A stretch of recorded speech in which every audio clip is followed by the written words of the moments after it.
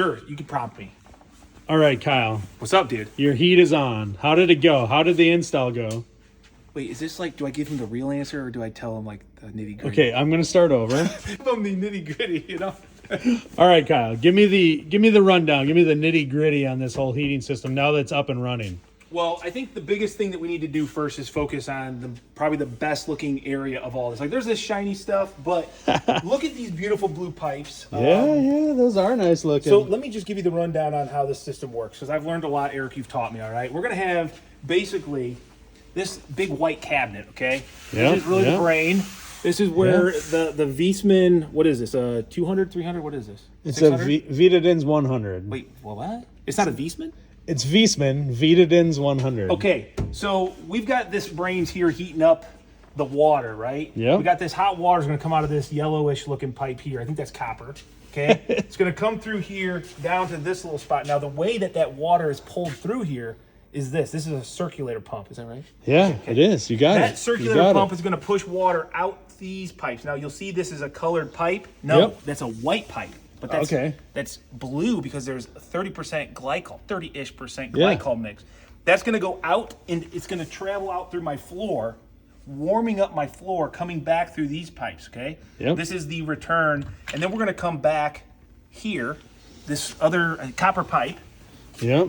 Go back to here. Go back to here. Now, this is the thing I'm still a little bit confused on, but it has something to do with the pressures and the valves and the releasing. And yeah, it does something called hydraulic separation. It takes the air out if there's any dirt, debris, stuff like that. Yeah, whatever. That's cool, whatever. You know. But then it's going to take it back into here. It's going to recirculate. It's going to heat up again. That's a closed loop. But the cool thing is you got me this Viessmann 100 combi. Yeah. So it's also going to be doing my domestic hot water. So that's what we've got down here. Yep. So we've got a hot water coming out. This is my cold supply in. It's going to keep those separate, okay? So I'm not going to be mixing in the glycol-filled water with the domestic hot water.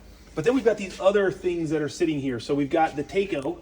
This is actually controlling these circulator pumps. Okay? This is a future third supply for my upstairs. Yep. And then we've got this. This is kind of like an expansion tank of sorts. I think that's what you call it. That's what it is. And that is going to help regulate the pressure as it heats up from the hot water that is going through my floor. As that gets hot, it creates pressure. It handles it here, and as it cools down, it can then push the water back out. And then this is an automatic filler that is going to regulate the pressure as I work bubbles out and air through this guy.